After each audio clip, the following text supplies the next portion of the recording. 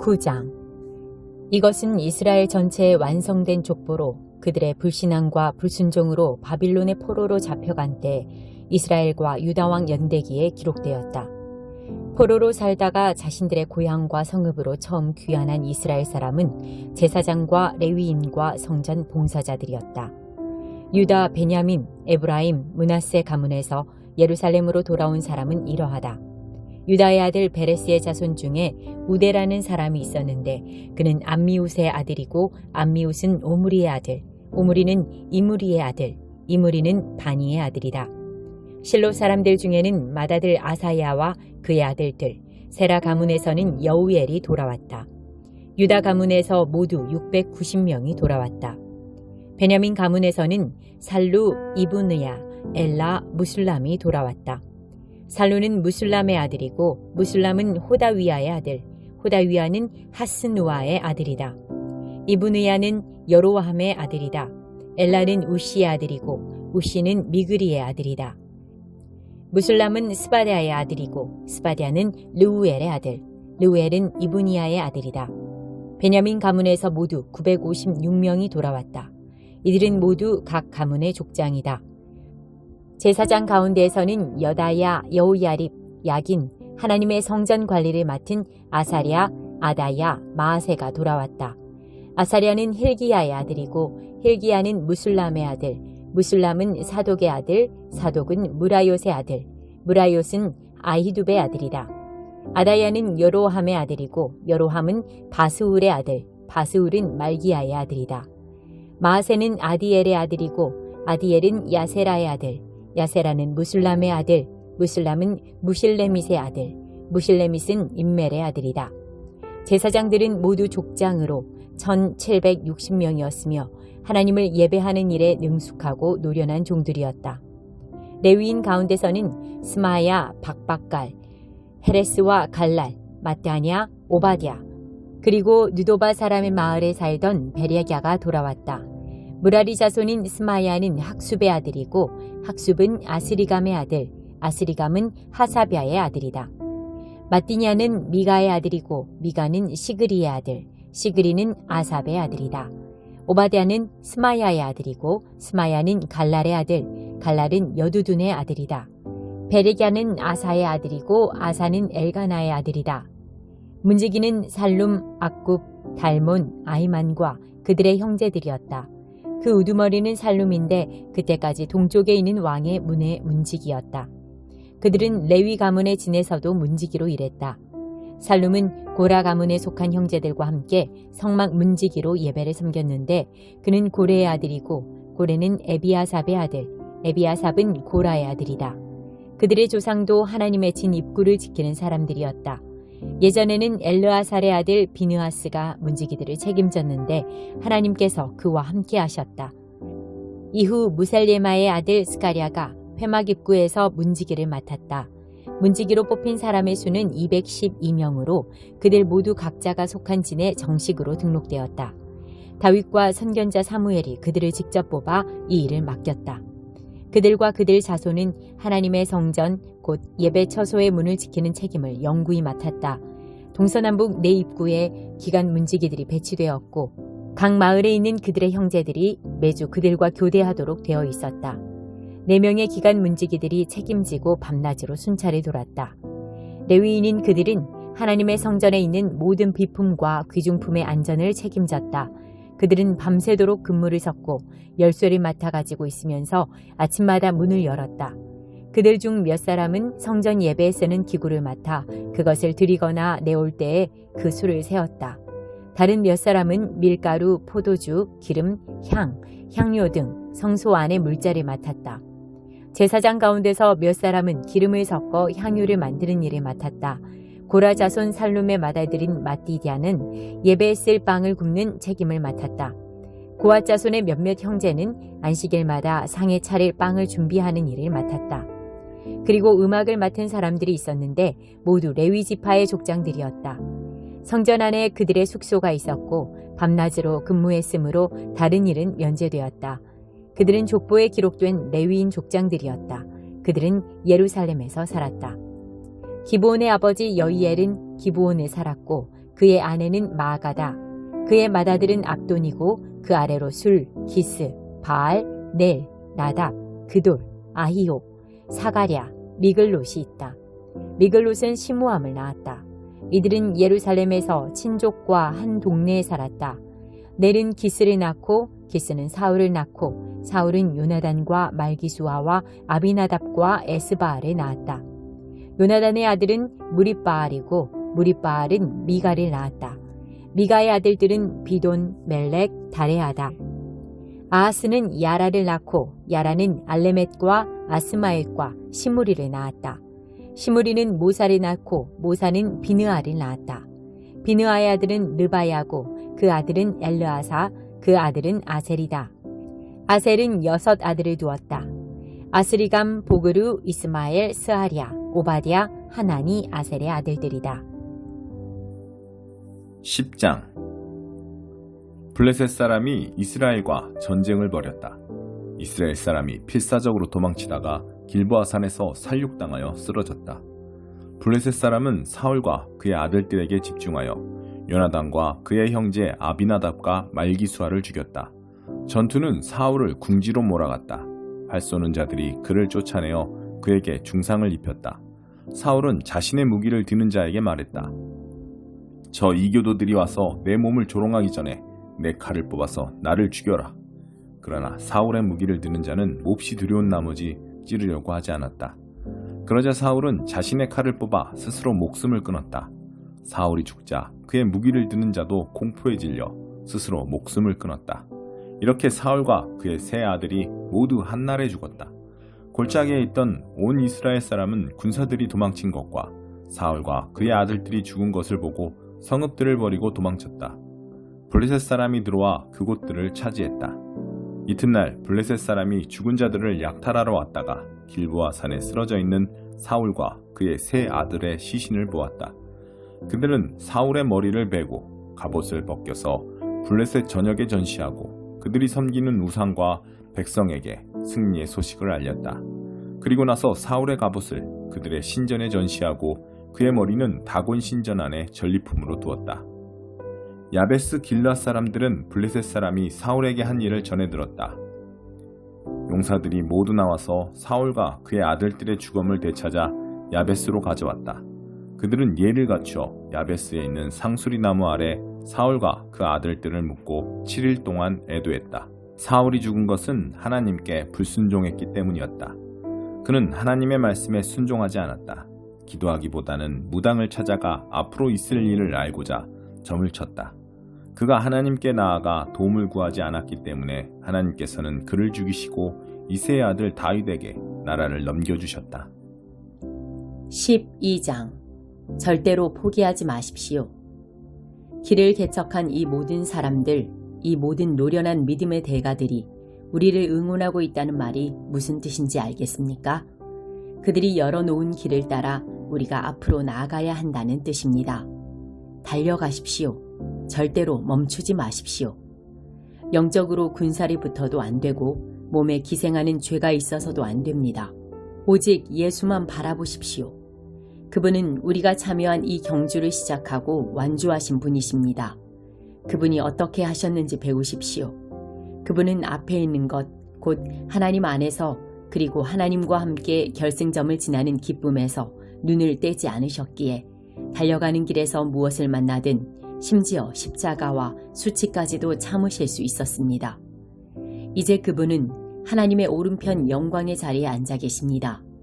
여러분의 믿음이 시들해지거든 그분 이야기를 하나하나 되새기고 그분이 참아내신 적대 행위의 긴 목록을 살펴보십시오. 그러면 여러분의 영혼에 새로운 힘이 힘차게 솟구칠 것입니다. 죄와 맞서 싸우는 이 전면전에서 여러분보다 훨씬 심한 고난을 겪은 이들이 있습니다. 예수께서 피 흘리시기까지 겪으신 그 모든 고난은 말할 것도 없습니다. 그러니 낙심하지 마십시오. 여러분은 훌륭한 부모가 자녀를 어떻게 대하는지 잊었습니까? 하나님께서 여러분을 자녀로 여기신다는 것을 잊었습니까?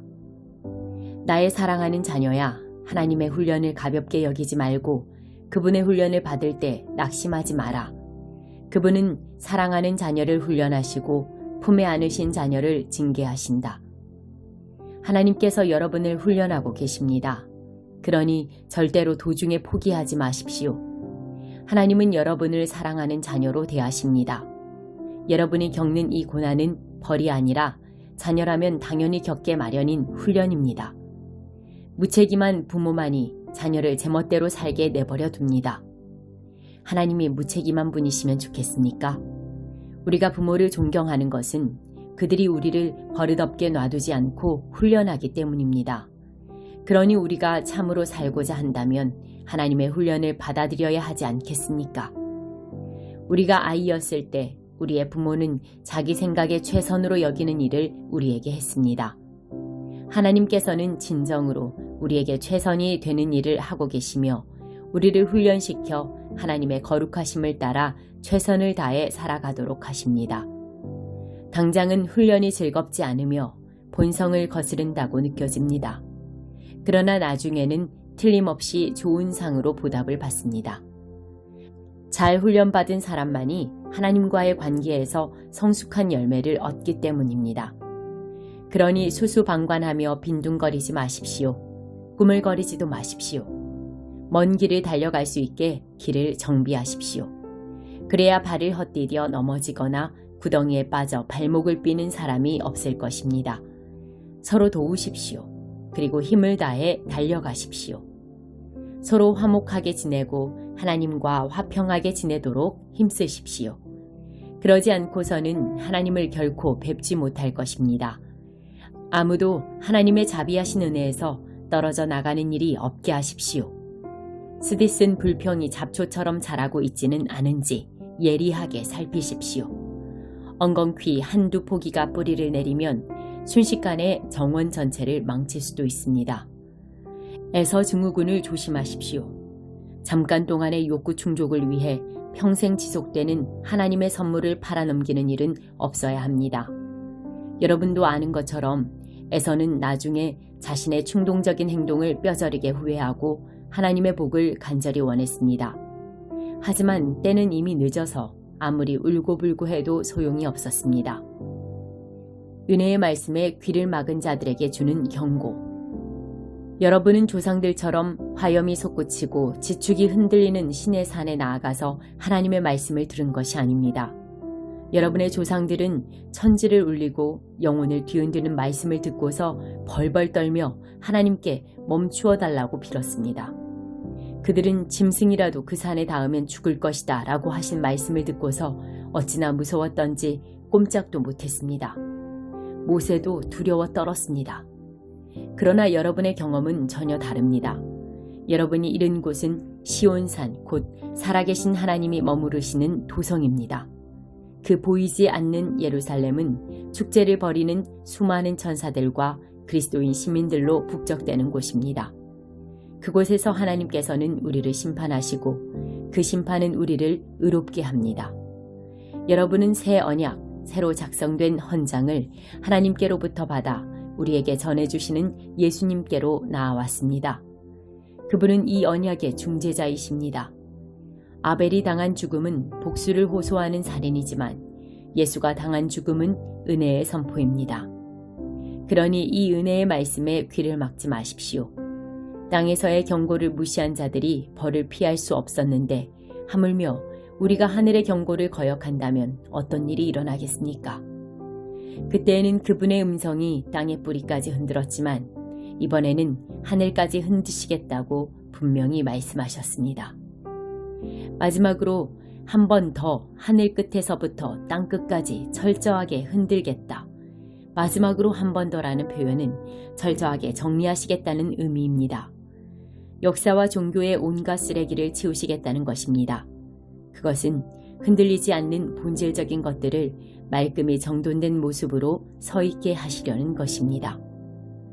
우리가 무엇을 받았는지 아시겠습니까? 흔들리지 않는 나라입니다. 우리가 얼마나 감사해야 하는지 아시겠습니까? 감사드릴 뿐 아니라 하나님 앞에서 깊은 경외감이 넘치는 예배를 드려야 합니다. 하나님께서는 냉담한 방관자가 아니십니다. 그분은 적극적으로 정리하시고 태워버려야 할 것은 전부 불사르십니다. 모든 것이 깨끗해질 때까지 그분은 결코 멈추지 않으실 것입니다. 하나님, 그분은 불이십니다. 6장. 하루하루 즐기는 데만 관심 있는 자들. 시온의 거한이 만사 형통하고 사마리아 산의 산이 만사 태평하다고 믿는 너희에게 화가 있으리라. 너희는 너희가 최고인 것처럼 너희 사는 곳이 지상 최고의 장소인 양 말한다. 글쎄다. 잠에서 깨어나 주위를 둘러보아라. 어깨에 힘을 빼라. 갈레를 보아라. 대도시 하맛에 가보아라. 블레셋 사람들이 사는 가드를 둘러보아라. 어떠냐? 주제 파악이 좀 되지 않느냐? 그 도성들에 비하면 너희는 별 볼 일 없지 않느냐? 재앙을 향해 돌진하는 너희에게 화가 있으리라. 대재난이 목전에 다가왔다. 사치하며 사는 자들, 다른 사람을 종처럼 부리려는 자들에게 화가 있으리라. 그저 자신의 오늘만 즐길 뿐, 다른 사람의 내일에 대해서는 무관심한 자들에게 화가 있으리라. 인생을 자신만의 파티로 여기는 바람둥이 남녀들에게 화가 있으리라. 고생 없이 안락한 생활에 중독된 자들, 남이 부러워하고 폼나는 인생에 집착하는 자들에게 화가 있으리라. 그들은 나라가 망해가는데도 더없이 무관심했다. 그러나 정말로 다가오고 있는 일은 이렇다. 그들은 줄지어 낯선 타향으로 끌려갈 것이다. 넉마차림에 비참한 무리가 되어 그들은 애처로이 울며 조국을 떠날 것이다. 너희는 정의를 난장판으로 만들었다.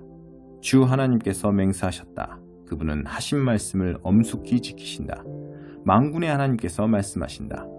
나는 야곱의 오만을 미워하며 그의 요새들을 경멸한다. 나는 그 도성과 거기 사는 모두를 다 적들에게 넘겨버릴 것이다. 어떤 집에 10사람이 있었는데 모두 죽었다. 한 친척이 시신을 묻어주려고 왔다가 한 사람이 살아서 곳간에 숨어있는 것을 보았다. 그가 묻는다. 당신 말고 또 있습니까? 생존자는 이렇게 대답한다. 아니요, 없습니다. 여기서는 말을 그만합시다. 이렇게 더럽혀진 곳에서 하나님의 이름을 들먹이며 인사를 나눌 순 없지 않습니까? 주목하여라. 하나님께서 명령을 내리신다. 그분이 큰 집들을 조각내시고 작은 집들을 가루로 만들어버리실 것이다. 너희는 자갈밭에서 경마대회를 여느냐? 소를 부려 바다로 가느냐? 그러면 말들은 불구가 되고 소는 익사할 것이다. 너희는 정의를 난장판으로 만들고 의를 퉁퉁 부은 시체로 만들었다. 시시한 업적들의 허풍을 떨고 힘없는 자들을 두들겨 패면서 의기양양하게 내가 한 일을 보라고 떠벌리면서 말이다. 그래, 너희 이스라엘 사람들아, 즐길 수 있을 때 마음껏 즐겨라. 내가 한 이방 군대를 일으켰으니 그들이 곧 너희를 치러 갈 것이다. 이는 너희 하나님, 곧 만군의 하나님의 말씀이다. 그들이 너희를 완전히 요절낼 것이다. 너희는 한 군데도 성한 곳이 없게 될 것이다. 누가복음 1장 39절부터 80절. 여자 가운데 참으로 복된 자. 마리아는 잠시도 지체하지 않았다. 그녀는 일어나 유대 산지의 한 동네로 가서 곧장 사가랴의 집을 찾아가 엘리사벳에게 문안했다. 엘리사벳이 마리아의 인사를 받을 때 그녀의 뱃속에서 아기가 뛰놀았다. 엘리사벳은 성령이 충만하여 뜨겁게 노래했다. 그대는 여자 가운데 참으로 복되고 그 뱃속의 아기도 복되다. 내 주님의 어머니가 나를 찾아오다니 이 큰 복이 어찌된 일인가. 그대의 문안하는 소리가 내 귀에 들리는 순간 내 뱃속의 아기가 마냥 기뻐서 어린 양처럼 뛰어놀았다. 하나님께서 하신 말씀을 믿고 그 말씀대로 다 이루어질 것을 믿은 여자는 복되다. 마리아가 말했다. 하나님이 들려주신 복된 소식으로 내 마음 터질 듯하니 내 구주 되신 하나님의 노래로 기뻐 춤추리라. 하나님이 나를 주목하심으로 무슨 일이 일어났는지 보라. 나는 이 땅에서 가장 복된 여자다. 하나님이 내게 행하신 일 영원토록 잊지 않으리. 다른 모든 것과 구별되시는 하나님, 그 이름 거룩하시다. 그 앞에 두려워 떠는 이들에게 그의 잡이 물밀듯 밀려오네. 그가 팔을 뻗어 능력을 보이셨고 거만스레 허세 부리는 자들을 흩으셨다. 오만한 폭군들을 내리치시고 고통당한 이들을 진창에서 건져내셨다. 가난하고 굶주린 사람들이 잔치상에 앉으니 야멸친 부자들이 냉대를 당했다. 기억하셔서 풍성한 자비 드높이 쌓으시며 택하신 자녀 이스라엘을 품으셨다. 아브라함으로 시작해 지금까지 약속하신 대로 그의 자비가 정확히 이루어졌다. 마리아는 석 달 동안 엘리사벳과 함께 있다가 자기 집으로 돌아갔다. 요한의 출생. 출산일이 되어 엘리사벳이 아들을 낳았다. 이웃과 친척들은 하나님께서 그녀에게 베푸신 큰 자비를 보고 함께 즐거워했다. 8일째 되는 날, 그들이 아기에게 할례를 행하러 와서 그 아버지의 이름을 따서 아기의 이름을 사가랴로 지으려고 했다.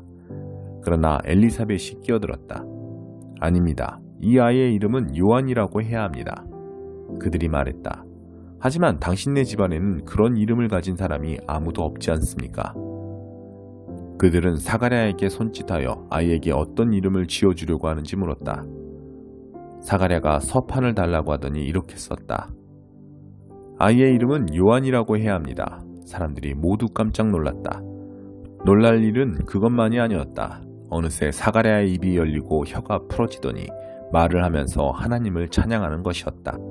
깊은 경외심이 이웃을 덮었고 유대 온 산지 사람들이 온통 그 이야기뿐이었다.